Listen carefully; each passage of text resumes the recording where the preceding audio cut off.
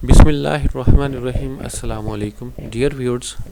आज हम पढ़ेंगे प्रिंसिपल्स ऑफ इकोनॉमिक्स असूल माशियात का लेक्चर नंबर 7, जिसमें हम डिस्कस करेंगे चैप्टर नंबर 2 का क्वेश्चन नंबर 3।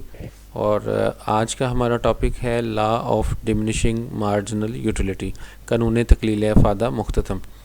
डिमिनिशिंग डिक्रीजिंग को कहते हैं, तकलील किल्लत से निकला है और इसका मतलब है कम होना, यानी तकलील अफादा मुख्ततम, यानी ये कानून जो है अफादा मुख्ततम के कम होने का, गिरने का है, यानी मार्जिनल यूटिलिटी के डिक्रीज़ होने का कानून है। पिछले क्वेश्चन में हम पढ़ चुके हैं, उसके गोशवारे की मदद से हमने डिस्कस किया था कि मार्जिनल यूटिलिटी जैसे जैसे हम किसी चीज़ का मुसलसल इस्तेमाल करते हैं तो मार्जिनल यूटिलिटी कम होती जाती है। आज हम इसके बारे में इसके कानून के हवाले से पढ़ेंगे। Law of diminishing marginal utility is the first law of consumption. ये फर्स्ट लॉ है कंजम्पशन का। कंजम्पशन कहते हैं सर्फ करना, इस्तेमाल करना, यानी किसी चीज़ को यूज़ में लाना। अगर हम बात करें कंजम्पशन का पहले कानून की, तो वो यही है law of diminishing marginal utility, और इसको पेश किया था एल्फ्रेड मार्शल ने। और इसमें हम ये डिस्कस करते हैं कि आम तौर पर हम अगर देखें अपने इर्द गिर्द, ये कॉमन ऑब्जर्वेशन है कि जब यूनिट्स ऑफ कमोडिटी को कंटिन्यूसली कंज्यूम किया जाता है, इस्तेमाल किया जाता है, यूज़ किया जाता है, तो lateral units gives less and less satisfaction to the consumer. के बाद वाले जो यूनिट्स हैं, जैसे फर्स्ट यूनिट यूज़ किया तो हमें एक मार्जिनल यूटिलिटी हासिल होगी, उसके बाद जब दूसरा करेंगे तो मार्जिनल यूटिलिटी पहले से कम होगी, जो मार्जिनल यूटिलिटी सेटिस्फेक्शन को ही कहेंगे यहाँ पे हम। जैसे जैसे हम किसी चीज़ को मुसलसल इस्तेमाल करते हैं तो सेटिस्फेक्शन का लेवल पहले से कम होता जाता है। इसी को हमने फर्स्ट लॉ ऑफ कंजम्पशन यानी law of diminishing marginal utility का है। ये लॉ एक्सप्रेस करता है inverse relationship between units of commodity and marginal utility, यानी कानून तकलील अफादा मुख्ततम जो है ये शय की इकाइयों में और अफादा मुख्ततम में मकूस यानी मनफी रिश्ता, मनफी तल्लक शो करता है। मनफी तल्लक या इन्वर्स रिलेशनशिप से मुराद क्या है? इसका मतलब यह है कि यूनिट्स ऑफ कमोडिटी, यानी हम अगर किसी चीज़ की ख्वाहिश करते हैं इस्तेमाल करने की, तो उसके जो यूनिट्स हैं उसको इस्तेमाल करना, अगर हम उसमें इजाफा करते जाएंगे तो मार्जिनल यूटिलिटी पहले से कम होती जाएगी। यानी अगर एक चीज़ कम हो रही हो और दूसरी बढ़ रही हो, जैसे यूनिट्स ऑफ कमोडिटी अगर बढ़ाएंगे तो मार्जिनल यूटिलिटी कम होती जाएगी, तो ये इन्वर्स इनका बिहेवियर है। तो इस वजह से हम कहते हैं कि इनके दरमियान इन्वर्स रिलेशनशिप है, बिल्कुल उलट यानी मनफी रिश्ता है। इसमें हम यूटिलिटी की डेफिनेशन डिस्कस करेंगे। ये हम इस चैप्टर के शुरू में पहले क्वेश्चन में डिस्कस कर चुके हैं। यूटिलिटी इज़ द पावर और ability of goods and services to satisfy human wants is called utility. अशिया या जो खिदमात हैं, इसमें इंसानी ख्वाहिश को पूरा करने की सलाहियत या खूबी को अफादा कहते हैं।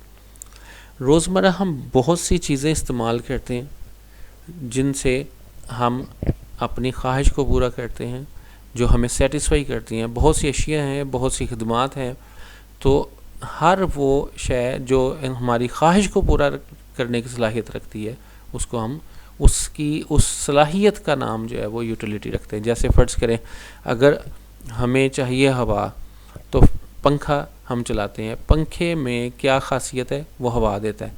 पंखे की ये जो हवा देने की ख़ासियत है, इसमें जो पावर है हवा देने की, उस पावर का नाम यूटिलिटी है। और इसी तरह बहुत सी चीज़ें, जैसे पानी है, पानी में प्यास ख़त्म करने की, और इसी तरह भूख मिटाने की, रोटी में है सलाहियत। इन चीज़ों की जो सलाहियत है हमारी ख्वाहिशात को पूरा करने की, उस सलाहियत का नाम हमने यूटिलिटी रखा है। यूटिलिटी उस सलाहियत को कहते हैं। यूटिलिटी का फंक्शन है U is equal to function of Q। U stands for utility and Q stands for quantity, quantity consumed, यानी अशिया जो हम इस्तेमाल करते हैं उसके यूनिट्स के हमने कितनी क्वांटिटी इस्तेमाल की। अच्छा, जब भी किसी दो वेरिएबल्स को हम फंक्शन की सूरत में लिखते हैं या ग्राफ की सूरत में लिखते हैं, तो उसका मकसद ये होता है कि दोनों वेरिएबल्स के दरमियान रिलेशनशिप को एक्सप्लेन करना। फंक्शन का मकसद यही होता है कि हम दो वेरिएबल यहाँ पे कौन से हैं, दो या दो से ज़्यादा वेरिएबल भी हो सकते हैं। यूटिलिटी एक वेरिएबल है और क्वांटिटी कंज्यूम्ड यानी जो मिकदार है ये दूसरा वेरिएबल है।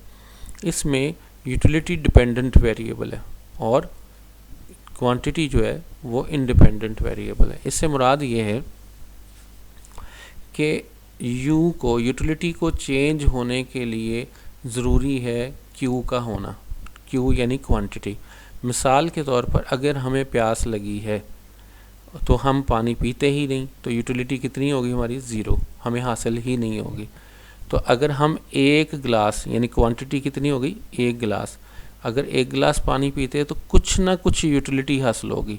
डिपेंडेंट वेरिएबल का मतलब ये है कि यूटिलिटी डिपेंड कर रही है क्वांटिटी पे, यानी यूटिलिटी हासिल करने के लिए हमें क्वांटिटी को कंज्यूम करना पड़ेगा, अदरवाइज़ यूटिलिटी हमें नहीं मिलेगी। तो इस वजह से यानी कहा जाता है कि ये जो इक्वल के लेफ़्ट साइड पे मैथमेटिकली भी ये चीज़ है, इक्वल के लेफ़्ट साइड पे जो वेरिएबल लिखा गया है वो डिपेंडेंट वेरिएबल है और जो राइट साइड पे है वो इंडिपेंडेंट वेरिएबल है। यानी इंडिपेंडेंट वेरिएबल जो खुद चेंज होता है, यानी अगर हमें प्यास लगी है तो हम पानी पिएंगे, उस पानी पीने का इफ़ेक्ट ये होगा कि हमें कुछ यूटिलिटी हासिल होगी। यूटिलिटी डिपेंड करती है क्वांटिटी पे। इसी तरह दूसरी डेफिनेशन है मार्जिनल यूटिलिटी, ये भी हम पहले डिस्कस कर चुके हैं। Utility of the last unit of a commodity consumed is called marginal utility. किसी शय की आखिरी इकाई सर्व करने से हासिल होने वाला अफादा मुख्ततम अफादा कहलाता है।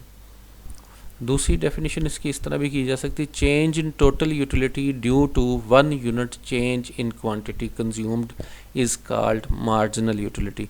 यानी मार्जिनल यूटिलिटी को अगर मुख्तसर कहा जाए तो वो ये है कि चेंज इन टोटल यूटिलिटी, यानी टोटल यूटिलिटी में जो चेंज आता है उसको हम मार्जिनल यूटिलिटी का नाम देते हैं। अब ये जो यूटिलिटी में जो चेंज है टोटल यूटिलिटी में वो किसी न किसी वजह से आता है, और वो किस वजह से आता है, वो आता है क्वांटिटी कंज्यूम्ड से।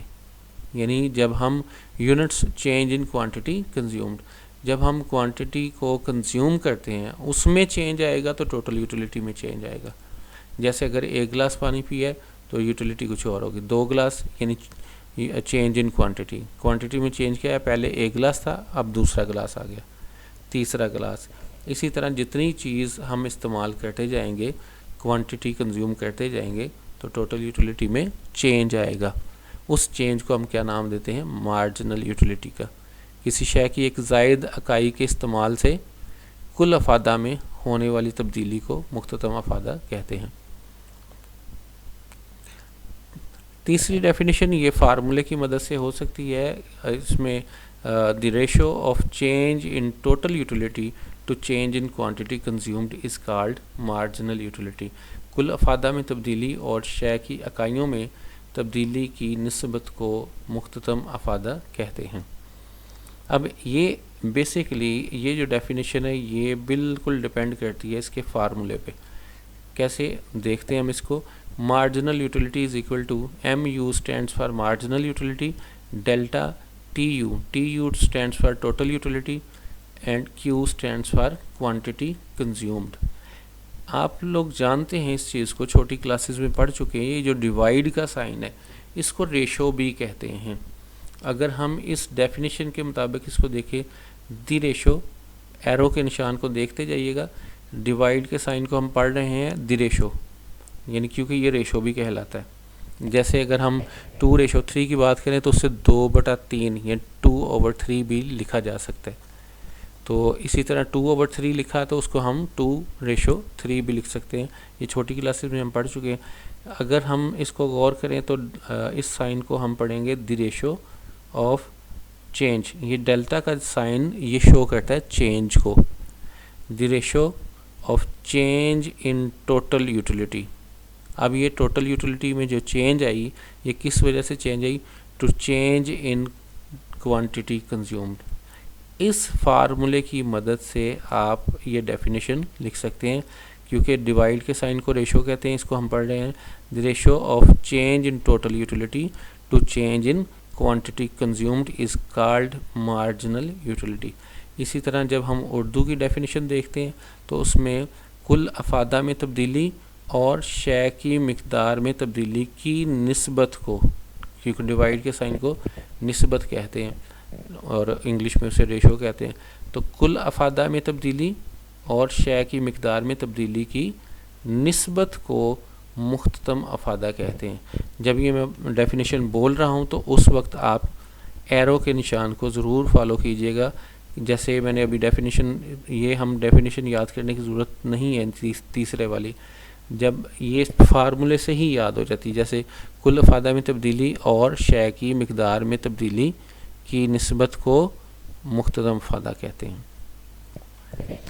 अब हम इसको एग्जांपल से समझते हैं कि अगर हमें प्यास लगी है, बहुत ज़्यादा सख्त प्यास है, तो हम अभी बोतल का एक यूनिट इस्तेमाल नहीं किया, तो उससे पहले हम बड़े प्यासे हैं, तो पहला यूनिट जब इस्तेमाल करेंगे, पहली बोतल का यूनिट इस्तेमाल करेंगे, तो उससे हमें बहुत ज़्यादा मार्जिनल बेनिफिट हासिल होगा, यानी मार्जिनल यूटिलिटी हासिल होगी, हाई मार्जिनल बेनिफिट। कब?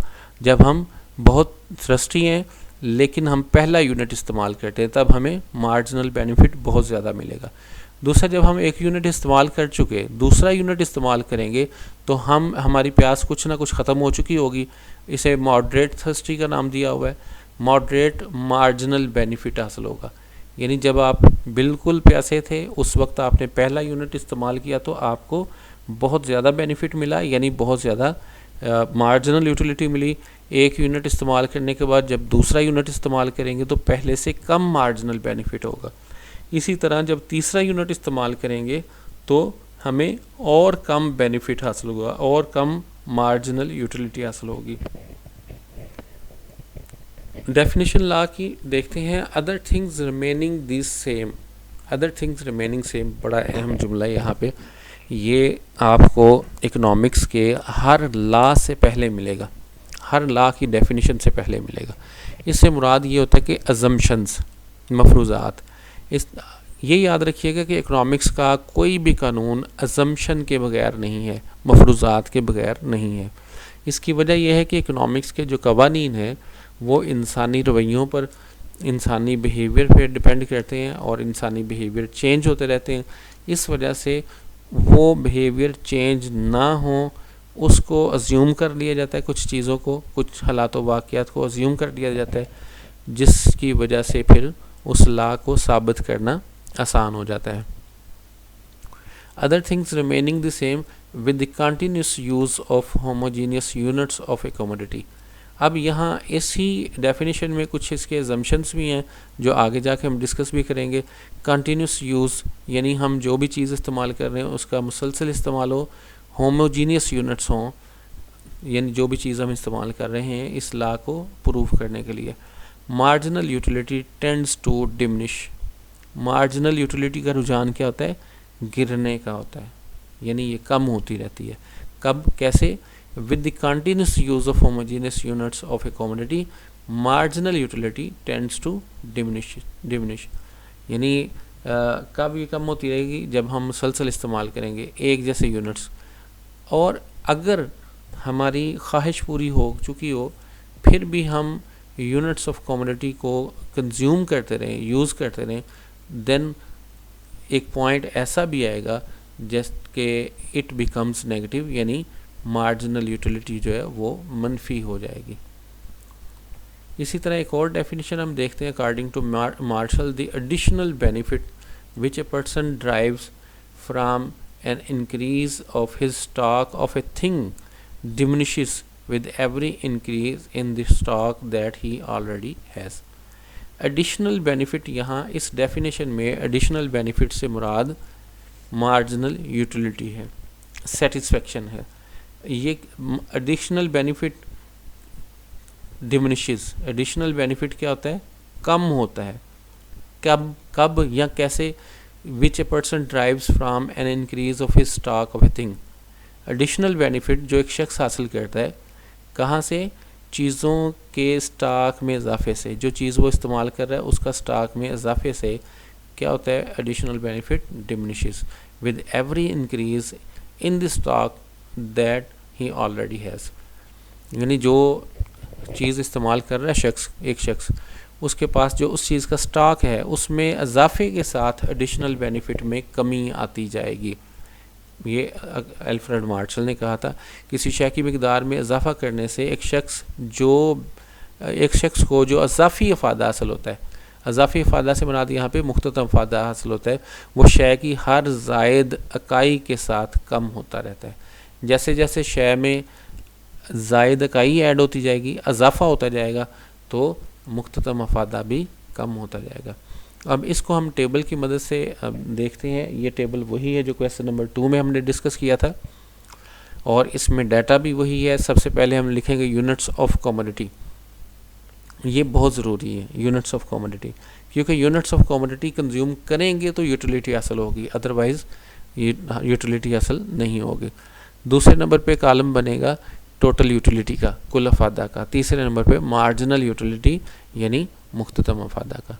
हम फ़र्ज़ करते हैं कि हम किसी चीज़ के 6 यूनिट इस्तेमाल करते हैं, 6 यूनिट्स, 1 2 3 4 5 6, और इसके अगेंस्ट हम फ़र्ज़ करते हैं कि जब हम पहला यूनिट इस्तेमाल करते हैं तो पहले यूनिट से हमें टोटल 6 मार्जिनल यूटिलिटी हासिल हुई, मुख्ततम फ़ायदा 6 हासिल हुआ।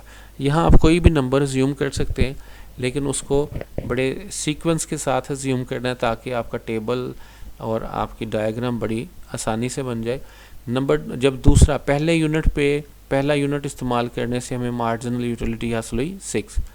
जब हम दूसरा यूनिट इस्तेमाल करेंगे तो मार्जिनल यूटिलिटी पहले से कम होगी। ये फितरती बात है, इंसानी फितरत भी ये है कि जब हम कोई चीज़ इस्तेमाल करते हैं तो उसका मार्जिनल बेनिफिट, उसकी सेटिस्फेक्शन पहले से कम हो जाती है। जैसे अगर मुसलसल आपने कोई भी चीज़ इस्तेमाल की, खाने पीने की या इस्तेमाल करने की, पहले यूनिट से अच्छा बेनिफिट मिलेगा।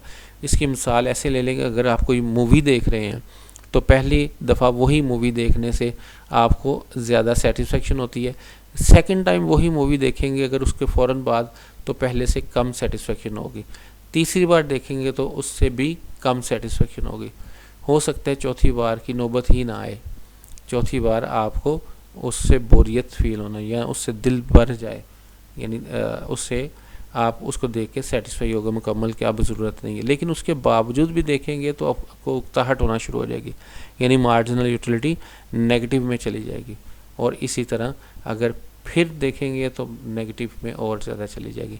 इसकी एग्जांपल इस तरह भी ले सकते हैं कि अगर आपको प्यास लगी, पहला गिलास पानी पीने से आपको 6 मार्जिनल यूटिलिटी हासिल हुई, सेटिस्फेक्शन का लेवल 6 था।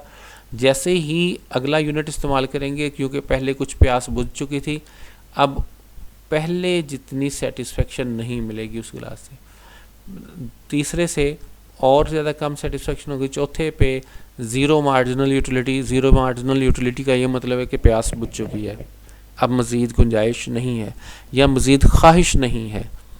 लेकिन उसके बावजूद अगर आप 5वां और 6ठा गिलास भी पीते हैं तो उससे मार्जिनल यूटिलिटी नेगेटिव में चली जाएगी।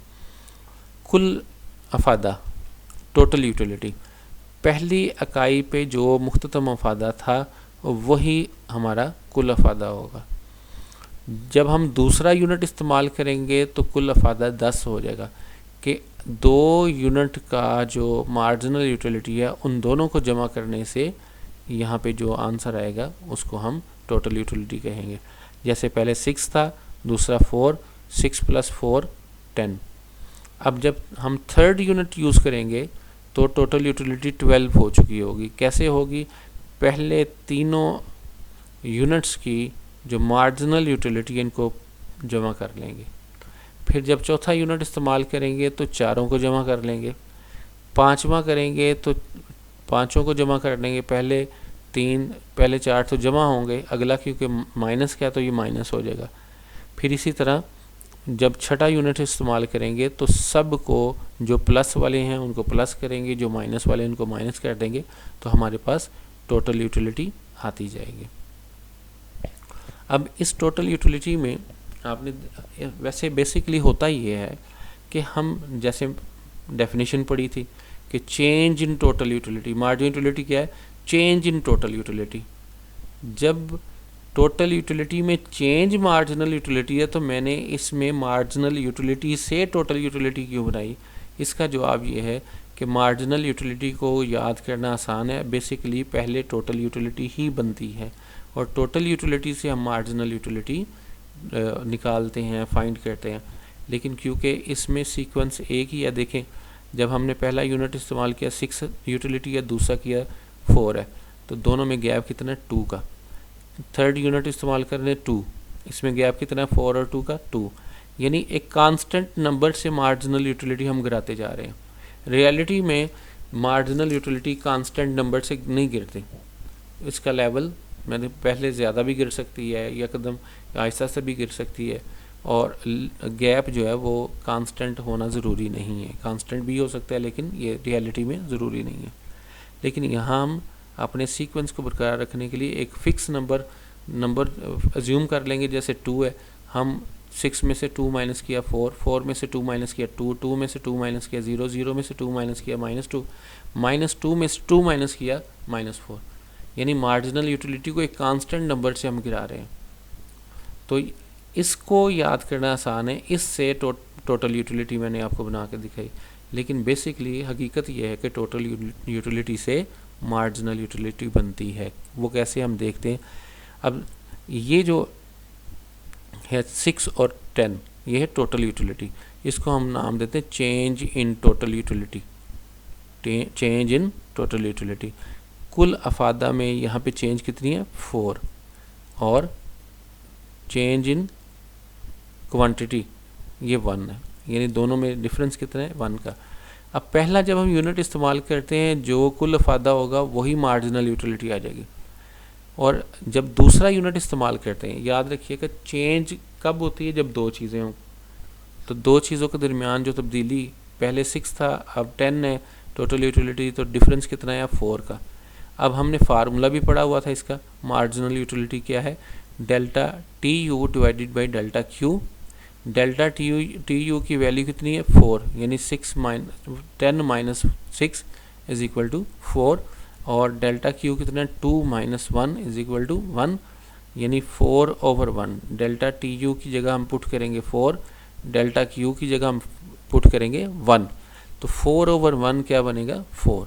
यानी जब हम सेकंड यूनिट इस्तेमाल कर रहे हैं तो इस फार्मूले से भी मैंने ये प्रूव कर दिया कि यहाँ पे मार्जिनल यूटिलिटी 4 आएगी।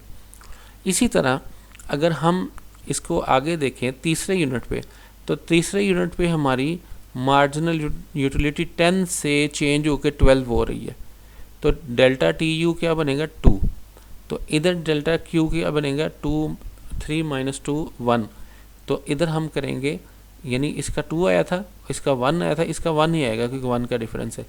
2 divided by 1 is equal to 2 ये आएगा।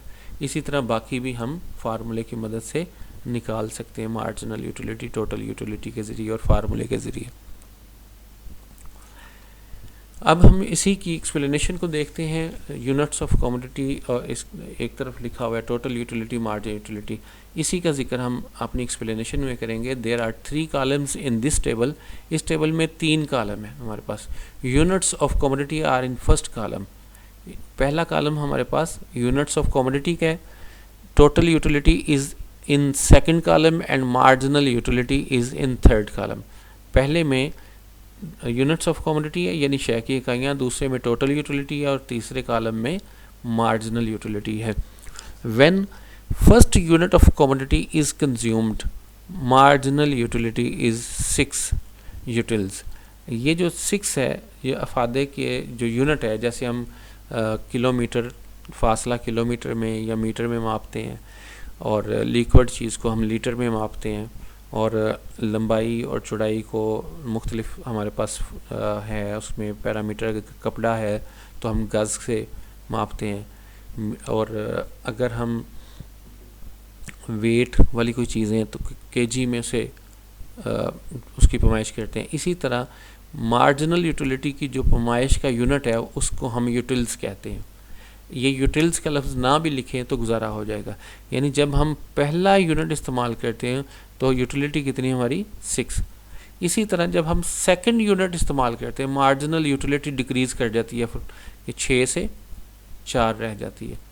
इसी तरह जैसे जैसे हम यूनिट्स ऑफ कमोडिटी को कंटिन्यूसली यूज़ करते हैं तो मार्जिनल यूटिलिटी भी कम होती जाती है। यही लाभ में हम प्रूफ करना चाह रहे थे, जैसे डेफिनेशन में भी हमने देखा, with the continuous use of homogeneous units of commodity marginal utility tends to diminishes. Marginal utility का रुझान क्या है? गिरने का। आफ्टर ए पॉइंट, ये वो पॉइंट है जिसके बाद इट बिकम्स नेगेटिव, ये माइनस हो जाती है। फिर उसके बाद इसकी डायग्राम देखते हैं। डायग्राम में हम एक्स एक्सिस ड्रा करेंगे और एक्स एक्सिस पे, और दूसरी तरफ वाई एक्सिस और एक्स एक्सिस ड्रा करने के बाद एक्स एक्सिस पे हम रखेंगे यूनिट्स ऑफ कमोडिटी और वाई एक्सिस पे रखेंगे मुख्तता मफादा यानी मार्जिनल यूटिलिटी। अब यूनिट्स ऑफ कमोडिटी और जो मुख्तता मफादा है, इसमें एक क्वेश्चन ये भी किया जा सकता है, हमें कैसे पता चलेगा कि एक्स एक्सिस पे क्या रखना है और वाई एक्सिस पे क्या रखना है। मैंने शुरू में डिस्कस किया था utility is equal to function of quantity consumed. जो डिपेंडेंट वेरिएबल है, जैसे यूटिलिटी क्या है? Dependent variable. यूटिलिटी क्या था? इक्वल के लेफ्ट साइड पे, जो चीज़ लेफ्ट साइड पे होगी फंक्शन के, किसी भी फंक्शन के, तो वो हम वाई एक्सिस पे रखते हैं, क्योंकि फंक्शन बेसिकली होता है y is equal to function of x। तो y is equal to function of x का मतलब ये है कि y एक्सिस जो है वो डिपेंड करता है x एक्सिस पे। जो y एक्सिस की तरफ होगा, जैसे हमने अगर आपको याद हो, मैं कि इसको शुरू में डिस्कस किया, utility is equal to function of x। Utility लिखा था लेफ्ट साइड पे, जहाँ पे अगर जनरल इक्वेशन दिखी जाए y लिखा जाता है वहाँ पे, यानी डिपेंडेंट वेरिएबल कहाँ पे आएगा? y एक्सिस पे, और इंडिपेंडेंट वेरिएबल आएगा x एक्सिस पे। अब हम यूनिट्स ऑफ कमोडिटी जो 6 हैं उनको मेजर करेंगे x एक्सिस पे। सबसे पहले यहाँ पे ये पॉइंट है 0 का, फिर उसके बाद 1, फिर 2, 3, 4, 5 और 6। इनका आपस में डिफरेंस, फासला बराबर होना चाहिए। अगर ये फासला बराबर नहीं होगा तो फिर ये डायग्राम गलत होने के चांसेस हैं। इसी तरह मार्जिनल यूटिलिटी को हम मेजर करेंगे वाई एक्सिस पे। मैक्सिमम 6 तक जाएगा, मिनिमम -4 तक जाएगा। 0 से ऊपर 2, 2 के बाद 4, 4 के बाद 6। यहाँ भी हमने 2 का गैप रख लिया जो यहाँ पे है, और 1 का भी रखा जा सकता है। यानी ये ज़रूरी नहीं कि 2 का ही गैप रखा जाए, यहाँ पे 1 का भी रखा जा सकता है, लेकिन उससे थोड़ी डायग्राम बड़ी बन जाएगी। 0 के बाद नीचे -4, -2, -4, फिर उसके बाद हम इसको 1 बाई 1 ज्वाइन करेंगे, मिलाएंगे आपस में, यानी यूनिट्स ऑफ कमोडिटी 1 को हम मिलाएंगे 6 के साथ।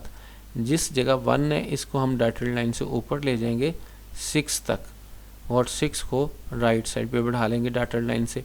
जहाँ ये दोनों पॉइंट्स मिल जाएंगे इसको हमने इसको ऊपर डॉट बना लेना है।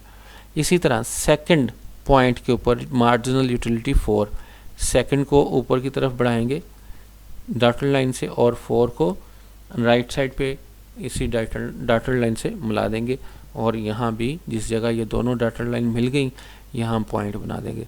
इसी तरह थर्ड यूनिट पे मार्जिनल यूटिलिटी 2 है, थर्ड को, तीसरे पॉइंट को ऊपर की तरफ बढ़ाएंगे और मार्जिनल यूटिलिटी को राइट साइड पे बढ़ाएंगे, और हमारे पास डॉट एक बन गया।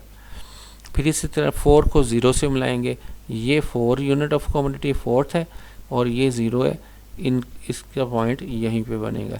इसी तरह 5th यूनिट पे -4 मार्जिनल यूटिलिटी, 5 को नीचे की तरफ और -2 को राइट साइड पे बढ़ाएंगे, यहाँ पे हमारे पास एक पॉइंट बन जाएगा। इसी तरह 6 को मिलाया हमने -4 के साथ, 6 को नीचे की तरफ बढ़ाएं डॉटेड लाइन से और -4 को राइट साइड पे। हमारे पास ये जो पॉइंट्स आए, इन तमाम पॉइंट्स को आपस में मिलाने से हमारे पास कर्व बन जाएगा, एक ख़त बन जाएगा जिसको हम नाम देते हैं मार्जिनल यूटिलिटी का। अब जिस तरह लास्ट क्वेश्चन में, पिछले क्वेश्चन में हमने क्वेश्चन नंबर 2 में डिस्कस किया था 3 पॉइंट्स इसके, वही 3 पॉइंट्स यहाँ भी डिस्कस कर सकते हैं। ये वो पॉइंट है जहाँ मार्जिनल यूटिलिटी 0 है, यानी 4th पॉइंट पे मार्जिनल यूटिलिटी कितनी है, 0। उससे ऊपर ये जितने भी पॉइंट्स होंगे यहाँ पे मार्जिनल यूटिलिटी का स्टेटस पॉजिटिव है, यानी 0 से ऊपर जितने भी पॉइंट्स होंगे वो सारे के सारे पॉजिटिव है, क्योंकि इस लाइन के सामने जितने भी पॉइंट्स हैं वो देख सकते हैं पॉजिटिव है। फिर उसके बाद ये वो पॉइंट है जहाँ पे मार्जिनल यूटिलिटी 0 है और इस पॉइंट से नीचे मार्जिनल यूटिलिटी नेगेटिव है। अब ये जो इसकी स्लोप है, अगर हम पहले पॉइंट को देखें वो ऊपर है, दूसरे पॉइंट को देखें तो वो लेफ़्ट राइट साइड पे नीचे की तरफ जा रहा है, फिर थर्ड पॉइंट और नीचे की तरफ, यानी ये लेफ़्ट साइड पे नीचे पॉइंट जाते जा रहे हैं और ये इसकी स्लोप जो वो नेगेटिव है, नीचे की तरफ ये ख़त जा रहा है। इस वजह से ये नीचे से मुराद ये है कि जैसे जैसे यूनिट्स ऑफ कमोडिटी को हम इजाफा करते जा रहे हैं, मार्जिनल यूटिलिटी में कमी आती जा रही है, यानी एक चीज़ में इजाफा हो रहा है दूसरे में कमी। जैसे कि हमने इंट्रोडक्शन में देखा था कि उसमें लिखा हुआ था कि दोनों में इन्वर्स रिलेशन है, यूनिट्स ऑफ कमोडिटी और मार्जिनल यूटिलिटी में, तो वो हमने इस डायग्राम में भी देख लिया, इस टेबल में भी देख लिया। और यही चीज़ हमने कानून में साबित करनी थी कि मार्जिनल यूटिलिटी जो है वो उसका रुझान क्या है, डिमिनिशिंग, कम होने का रुझान है। इसी तरह हम इसकी एक्सप्लेनेशन देखेंगे। अब एक्सप्लेनेशन में in this diagram units of commodity are taken on X axis and marginal utility is taken on Y axis. अगर इस डायग्राम को आप गौर से देखें तो एक्स एक्सिस पे हमने यूनिट्स ऑफ कमोडिटी को मेजर किया है और मार्जिनल यूटिलिटी को वाई एक्सिस पे मेजर किया है। When first unit of commodity is consumed marginal utility is 6। जब हम पहला यूनिट इस्तेमाल करते हैं मार्जिनल यूटिलिटी कितनी है, 6।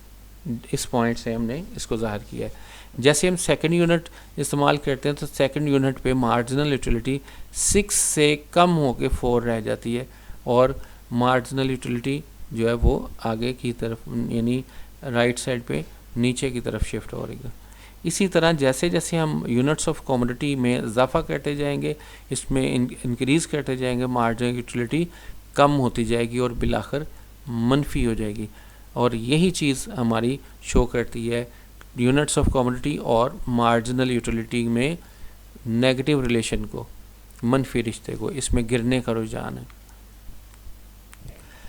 अब हम इसके मफरूज़ात पढ़ते हैं। जैसे मैंने डेफिनेशन में ज़िक्र किया था कि अदर थिंग्स रिमेनिंग सेम, दीगर हालात तब्दील ना हो, तो उससे मुराद क्या है, अजम्पशन, यानी वो कौन सी चीज़ें हैं जिनका हमें ख्याल रखना पड़ेगा। अगर उनका ख्याल नहीं रखेंगे तो ये उन चीज़ों को फ़र्ज़ नहीं करेंगे तो ये कानून साबित नहीं होगा, दुरुस्त साबित नहीं होगा और हो भी नहीं सकता। फिर सबसे पहली चीज़ है कंज्यूमर इज़ रैशनल, सारफ अक्लमंद होना चाहिए। कंज्यूमर अक्लमंद, यानी सारफ का अक्लमंद होने से मुराद ये है कि उसको पता होना चाहिए कि किस तरीके से या किस चीज़ में या किस चीज़ के किस तरह इस्तेमाल से हमें ज़्यादा से ज़्यादा यूटिलिटी मिल सकती है, मैक्सिमम यूटिलिटी मिल सकती है। दूसरे नंबर पे है कंटिन्यूस यूज़, मुसलसल इस्तेमाल। जैसे कि मैंने बताया था डेफिनेशन के अंदर भी 2 पॉइंट्स जिक्र हुए हैं, उसमें एक कंटिन्यूस यूज़ था, यानी जिसमें with the continuous use of homogeneous units, homogeneous units वाला भी पॉइंट आगे आ जाएगा। तो इसमें कंटिन्यूस यूज़ का मतलब है कि ये कानून उस वक्त तक साबित होगा, सही साबित हो सकता है जब तक हम यूनिट्स को कंटिन्यूसली यूज़ करें। अगर गैप आ जाएगा दरमियान में तो ये कानून दुरुस्त साबित नहीं होगा। जैसे मैंने मूवी की एग्जांपल दी थी, अगर आप एक ही दिन में मूवी देखी, जैसे ही ख़त्म हुई फिर उसे लगा लिया, फिर जैसे ही ख़त्म हुई फिर उसे लगा लिया, फिर ला ऑब्ज़र्व किया जा सकता है, फिर मार्जिनल यूटिलिटी कम होगी, यानी उससे उकताहट होगी आहिस्ता आहिस्ता, यानी पहले ज़्यादा सेटिस्फेक्शन हुई, फिर कम, फिर उससे कम हो सकता है, फिर उसके बाद देखने का दिल ही ना करे। लेकिन अगर आपने मूवी देखी आज और उसके बाद फिर देखी 5 साल बाद, तो अब पहले यूनिट में और दूसरे यूनिट में गैप आ गया, तो गैप की वजह से ये कानून दुरुस्त साबित नहीं होगा। हो सकता है 5 साल बाद भी आपको उससे अच्छी सेटिस्फेक्शन मिले। इसी तरह अगर हम पानी की मिसाल दें तो सुबह फॉर एग्ज़ाम्पल अगर आप गर्मियों के दिन हो, आपने सुबह नाश्ते में 1 गिलास पानी पिया, फिर उसके बाद दोपहर में वर्किंग के बाद, स्कूल जाने के बाद, अपनी जॉब के थकावट के बाद ज़्यादा प्यास की शिद्दत होती है, तो अब जब दूसरा गिलास पानी पिएंगे तो पहले जो सुबह पिया था हो सकता है उससे ज़्यादा सेटिस्फेक्शन दे दूसरा गिलास, तो ला गलत साबित हो जाएगा क्योंकि गैप आ गया दरमियान में। तो हम ला पढ़ने के सेटिस्फेक्शन पहले से कम होगी, तो वो कम कब होगी? जब हम मुसलसल इस्तेमाल कर रहे हैं, चीज़ को कंटिन्यूस इस्तेमाल कर रहे हैं। तीसरा पॉइंट है सूटेबल साइज़, मुनासिब मिकदार। जो भी चीज़ हम इस्तेमाल कर रहे हैं उसका साइज़ सूटेबल होना चाहिए, अदरवाइज़ ला अप्लाई नहीं होगा। ना तो वो बहुत छोटी हो साइज़ में, ना ही बहुत बड़ी हो। अगर स्मॉल यूनिट होगा या लार्ज यूनिट होगा तो फिर ये ला दुरुस्त साबित नहीं हो सकेगा। मिसाल के तौर पर अगर हम गिलास की बात करें तो गिलास एक सूटेबल मिकदार है, हम एक से ज़्यादा गिलास इस्तेमाल कर सकते हैं, पानी पी सकते हैं, मशरूब पी सकते हैं। लेकिन चम्मच काफ़ी छोटा है, वो भी मुनासिब मिकदार नहीं है, और जग वो ज़्यादा बड़ा है, ज़्यादा वो उसमें पानी आ जाता है। उसमें अगर हम पानी पीना शुरू करेंगे, एक ही जग पानी के जग का एक यूनिट इस्तेमाल करने से उसी से हमारा पॉजिटिव, ज़ीरो और नेगेटिव मार्जिनल यूटिलिटी वाला सारा प्रोसेस एक यूनिट में ही हो जाएगा। इस वजह से वो मुनासिब मिकदार नहीं है। इसी तरह फल की बात करें तो एप्पल एक सूटेबल साइज़ है, और जो तरबूज है वो सूटेबल नहीं है। जो सूटेबल ना हो उसको हम स्मॉल पीसेस में काट के इस्तेमाल करते हैं, तो ज़्यादा पीस फिर हम खा सकते हैं। तो एक ही तरबूज में सारा प्रोसेस हो जाता है, इस वजह से तरबूज का साइज़ ज़्यादा बड़ा है, वो सूटेबल नहीं है। इसलिए हमें छोटे यूनिट्स पे डिवाइड करना पड़ता है उसको। जो भी चीज़ हम इस्तेमाल कर रहे हैं जिस पे हमने ये ला अप्लाई करना है, उसके लिए ज़रूरी है कि उसका साइज़ सूटेबल हो, अदरवाइज़ ये ला दुरुस्त साबित नहीं होगा। उसके बाद होमोजीनियस यूनिट्स, यकसा इकाइयाँ। होमोजीनियस का मतलब है आइडेंटिकल। ये ला उसी वक्त एप्लीकेबल होगा जब हम जो भी चीज़ इस्तेमाल कर रहे हैं उसके तमाम यूनिट्स हर लिहाज से एक जैसे हों। मिसाल के तौर पर जैसे मैंने पानी की मिसाल दी थी, 6 गिलास पानी पीता है एक शख्स, तो सारे के सारे गिलास पानी के ही होने चाहिए। अगर पहला गिलास पानी मिले, प्यास लगी थी, दूसरा गिलास आपकी पसंद का कोई मशरूब हो, जैसे शरबत संदल या बादाम का शरबत हो, पहला सादा पानी, दूसरा आपको मशरूब मिल गया, तो दूसरा गिलास ज़्यादा सेटिस्फाई करेगा पहले की निस्बत। तो हुआ क्या, वो दोनों जो यूनिट हैं वो होमोजीनियस नहीं रहे, यकसा नहीं रहे, एक जैसे नहीं रहे। अगर इस ला को आपने ऑब्ज़र्व करना है तो या तो सारे गिलास सादा पानी हो या तो सारे ही मशरूब हों, तो फिर उस सूरत में ही ये ला अप्लाई हो सकता है। Number 5, no change in taste and fashion. ज़ौक़ और फैशन में तब्दीली ना आए। फैशन की सूरत में भी अगर कोई चीज़ इन फैशन है और तो उसकी मार्जिनल यूटिलिटी बढ़ेगी, उसका अगला यूनिट इस्तेमाल करने से कम नहीं होगी। इसी तरह टेस्ट, जो चीज़ आपको ज़्यादा पसंद है वो आप ज़्यादा खाते हैं, या आपको अगर डॉक्टर ने किसी चीज़ के बारे में कहा कि ये चीज़ आपकी सेहत के लिए ज़्यादा अच्छी है, ये खाया करें, तो लोग उसे ज़्यादा खाएंगे, तो उसकी सेटिस्फेक्शन जो है वो कम होने की बजाय बढ़ेगी। कम होगी लेकिन देर बाद होगी, इस वजह से ये ला अप्लाई नहीं होगा। यहाँ तक ये क्वेश्चन ख़त्म हो जाता है, लेकिन अगर लिमिटेशंस और इम्पोर्टेंस पूछी जाए तो इसके बाद जो बाकी हिस्सा आएगा वो फिर लिखा जाएगा, अदरवाइज़ यहाँ पे क्वेश्चन ये ख़त्म हो जाता है। लेकिन अगर क्वेश्चन में बाकायदा तौर पर ये लफ्ज़ आ जाए कि लिमिटेशन लिखें, इसकी इम्पोर्टेंस लिखें, तो फिर हमें इम्पोर्टेंस और लिमिटेशन भी डिस्कस करना होंगी। लिमिटेशन, इसको एक्सेप्शंस भी कहते हैं। लिमिटेशन हदूद यानी खामियाँ, एक्सेप्शन एक्सेप्ट से निकला लफ्ज़ कि इन चीज़ों के अलावा बाकी चीज़ों पे ये ला अप्लाई होगा। ये जो हम डिस्कस करने जा रहे हैं इसके अलावा भी बहुत सी चीज़ें हैं, लेकिन हमने अपने क्वेश्चन के हदूद के अंदर रहना है, इस वजह से हम 4 या 5 ही डिस्कस करेंगे। सबसे पहले नॉलेज, इल्म। This law is not applicable on knowledge, as a person gets more and more knowledge his desire for getting more knowledge increase. इस कानून का इतलाक़ इल्म पे नहीं होता, क्योंकि जैसे जैसे किसी शख्स के पास इल्म बढ़ता रहता है उसकी सेटिस्फेक्शन कम होने की बजाय बढ़ती है, उसका शौक़, उसका ज़ौक़ और बढ़ता है इल्म हासिल करने में। इस वजह से ये लॉ ऐसी किसी चीज़ पे अप्लाई नहीं होता जिससे हमें नॉलेज मिलता हो, जिससे हमें इल्म हासिल होता हो। दूसरा है इनकम एंड वेल्थ, आमदनी और दौलत। ये लॉ इनकम और वेल्थ की सूरत में भी अप्लाई नहीं होता, क्योंकि जैसे इनकम के यूनिट्स में इजाफा होता जाता है वैसे वैसे इंसान की जो सेटिस्फेक्शन का लेवल है, मार्जिनल यूटिलिटी जो है, या उसे मज़ीद कमाने की ख्वाहिश में इजाफा होता है कमी की बजाय।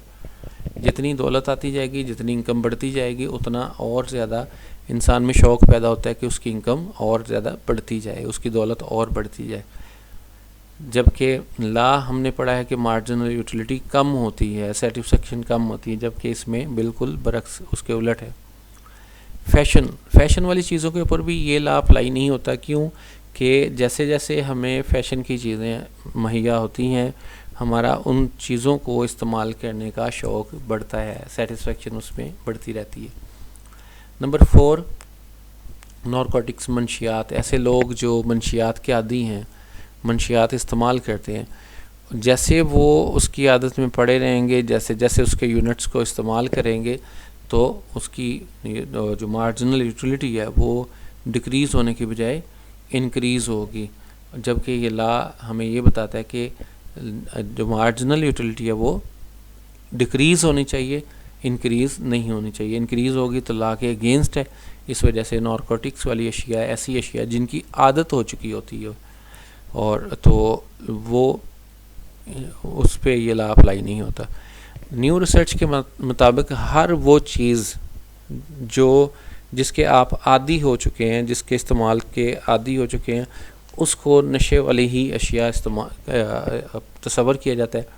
वो चाहे कुछ भी हो, चाहे वो इस्तेमाल की चीज़ें ही क्यों ना हो। जैसे मोबाइल फ़ोन आजकल ज़्यादा इस्तेमाल हो रहा है, उसमें फ़ेसबुक या ये जो सोशल मीडिया है, ये भी आदत नारकोटिक्स में ही आती है, और उसकी वजह यह है कि इसके आदी होते जा रहे हैं इस्तेमाल करने का। ये नई रिसर्च के मुताबिक ये चीज़ आई है। नंबर 5, इर्रेशनल बिहेवियर, गैर अक्लमंदाना रवैया। अगर कोई शख्स नुकसान वाली चीज़ है उसको इस्तेमाल करता है, तो या उसको चीज़ों का नॉलेज नहीं है, तो उस सूरत में भी ये लॉ अप्लाई नहीं होगा। This law is not applicable in case of irrational behaviour. यह कानून गैर अक्लमंदाना रवैये की सूरत में लागू नहीं होता। इसकी प्रैक्टिकल इम्पोर्टेंस, सबसे पहले जो इसकी अमली अहमियत है वो है कंज्यूमर के लिए, सार्फिन के लिए। After studying this law, consumer make a comparison between price and utility of a particular community. If MU is greater than the price, the consumer purchase more. यानी अगर मार्जिनल यूटिलिटी कीमत से ज़्यादा है तो कंज्यूमर उसे ज़्यादा ख़रीदेगा। यानी ये बड़ा आसान हो गया चीज़ों को ख़रीदने में कि अगर आपने एक प्राइस पे की किसी चीज़ की, अगर उस चीज़ की प्राइस जो है वो कम है और उससे मार्जिनल यूटिलिटी ज़्यादा हासिल हो रही है प्राइस की निस्बत, तो कंज्यूमर उसे ज़्यादा ख़रीदेगा। इक्वल होगी या कम होगी तो उसको, इक्वल होगी तो भी ख़रीद सकता है, लेकिन कम होगी तो नहीं ख़रीदेगा। फॉर फाइनेंस मिनिस्टर, वज़ीर ख़जाना, जैसे कि हमें पता है marginal utility of money for rich is less than poor. Marginal utility जो अमीर लोगों की दौलत के हवाले से वो कम होती है, जबकि गरीब की ज़्यादा होती है, क्योंकि अमीर के पास दौलत की फरावानी है तो उसके लिए उसमें मार्जिनल यूटिलिटी कम है, और गरीब को ज़्यादा दौलत की ज़रूरत होती है, इस वजह से उसमें उसकी मार्जिनल यूटिलिटी ज़्यादा है। तो ये जो रूल है ये गाइड करता है फाइनेंस मिनिस्टर को कि रिच जो अमीर लोग हैं उनके ऊपर टैक्स रेट ज़्यादा लगाएं और गरीबों पे कम लगाएं। तीसरा, प्राइस डिटर्मिनेशन, कीमतों का तयन। This law explains that with an increase in supply the value of commodity falls. जैसे किसी चीज़ की सप्लाई बढ़ जाए तो उस चीज़ की कीमत में कमी वाक़या हो जाती है। ये याद रखिए कि यहाँ पे आपके जहन में जो हो सकता है कि लॉ ऑफ डिमांड और सप्लाई की बात आ जाए कि वहाँ तो पढ़ते हैं हम कि प्राइस कम होने से सप्लाई भी कम होती है, प्राइस ज़्यादा होने से सप्लाई भी ज़्यादा होती है। तो यहाँ हम पढ़ रहे हैं कि सप्लाई जब इंक्रीज़ होगी तो वैल्यू जो यानी उसकी वैल्यू से मुराद उसकी प्राइस कम होगी। तो याद रखिए कि यहाँ पे हम सप्लाई से वैल्यू की का रिलेशन देख रहे हैं। अगर वैल्यू से सप्लाई का रिलेशन देखें तो वो इन्वर्स हो जाता है, उलट हो जाता है। इसको खैर डिस्कस करेंगे अगले चैप्टर में, लेकिन इसमें एक चीज़ याद रखिएगा, जैसे सप्लाई बढ़ जाए किसी चीज़ की तो सप्लाई बढ़ने से ये होता है कि अगर उसकी डिमांड कम हो, सप्लाई बढ़ने से वाफर मिकदार में अवेलेबल होती है वो चीज़ मिकदार वो बाज़ार के अंदर, तो जो चीज़ ज़्यादा अवेलेबल हो तो उसकी कीमत कम हो जाती है, लोग उसे कम कीमत पर बेचने के लिए तैयार हो जाते हैं अगर वो ना बिक रही हो तो। लेकिन अगर रेयर चीज़ होगी, कम होगी, तो फिर उस सूरत में उसकी प्राइस भी ज़्यादा हो जाती है। This law is very useful for determination of price. ये कानून ये कीमतें तय करने के हवाले से बड़ा अहम है, यानी सप्लाई और डिमांड को कंट्रोल करने के हवाले से उनकी कीमतों को तयन करने के हवाले से बड़ा अहम है। Base of other economic law, इस लॉ पे दूसरे इकोनॉमिक लॉज भी बेस करते हैं। This law provide the base of law of equi marginal utility. इससे जो अगला क्वेश्चन है वो इक्वी मार्जिनल यूटिलिटी का है और उसका तल्लक भी इसी से है। लॉ ऑफ डिमांड, इसका तल्लक भी इसी से है और ये हम अगले चैप्टर में पढ़ेंगे। The concept of elasticity of demand, elasticity of demand और लॉ ऑफ डिमांड ये दोनों हम क्योंकि नेक्स्ट चैप्टर में पढ़ेंगे, इस वजह से यहाँ पे हम डिस्कस नहीं करेंगे। बस इतना ही काफ़ी है कि law of diminishing marginal utility की बुनियाद पे law of equi marginal utility, law of demand और लॉ ऑफ डिमांड में ही कंसेप्ट ऑफ इलास्टिसिटी, तलब की लचक के जो नज़रियात हैं वो इसी क्वेश्चन पे बेस करते हैं। Thank you so much. आज का यही टॉपिक था। अगले टॉपिक में हम इसी चैप्टर का सेकंड यानी second law of consumption, law of equi marginal utility पढ़ेंगे। Thank you so much. जज़ाकल्लाह।